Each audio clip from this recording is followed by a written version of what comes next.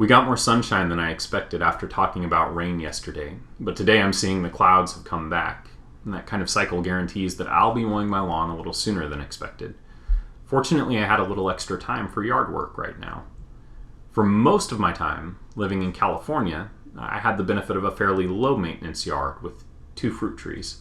We had a beautiful Meyer lemon tree that produced almost year-round, and an orange tree that the whole family enjoyed picking from on a regular basis. It was glorious.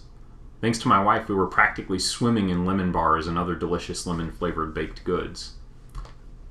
To contrast that with my backyard in Texas, well, I had a small patch of trees at the edge of my backyard that would send up shoots throughout the rest of the backyard constantly. If I wasn't on top of it in a single season, a whole bunch of these little shoots would grow into thick little twiglets that I couldn't simply mow over, but I had to actually hack them away.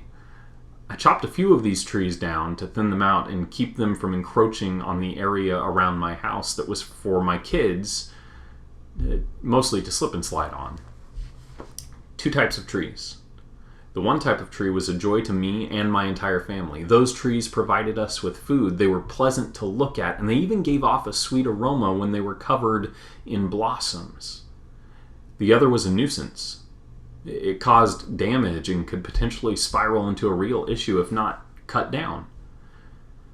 Jesus talks a lot about agriculture in the Gospels, and in Matthew chapter 7, verse 15 through 20, he talks about 2 types of trees.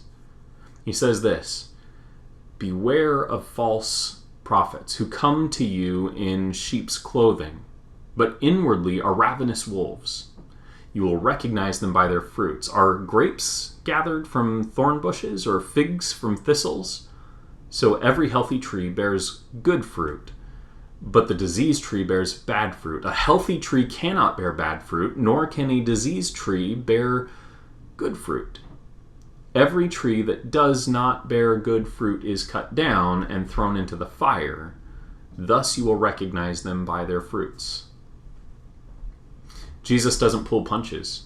His words hit hard. False prophets may present themselves in a pleasing light, but when you really examine what they are at their core, you'll find that they are actually just bad trees. Whatever they do and whatever they produce will be damaging. But Jesus doesn't just stop at false prophets. A parallel verse in Luke says that the good person, out of the good treasure of his heart, produces good.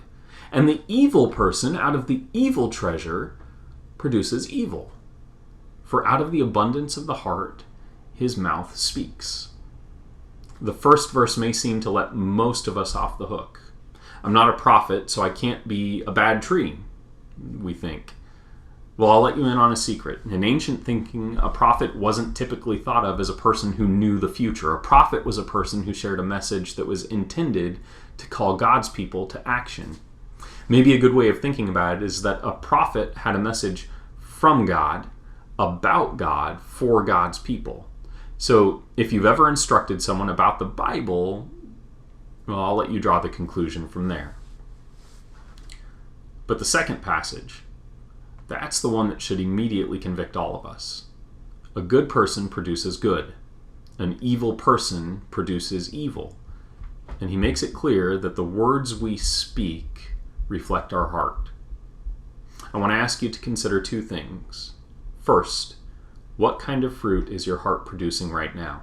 Are you finding yourself to be sharing a message from God with people in a time of restlessness? In your use of social media, the conversations you're having with people, are you producing good fruit? I don't think most of us want to be bad trees, but sometimes our words would suggest otherwise. Carefully consider this.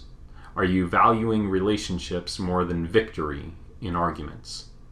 If not, maybe it's time to let God do some pruning on your heart. In fact, number 2, it might be time to let God uproot a tree that the world planted there and allow him to plant a new seed in its place.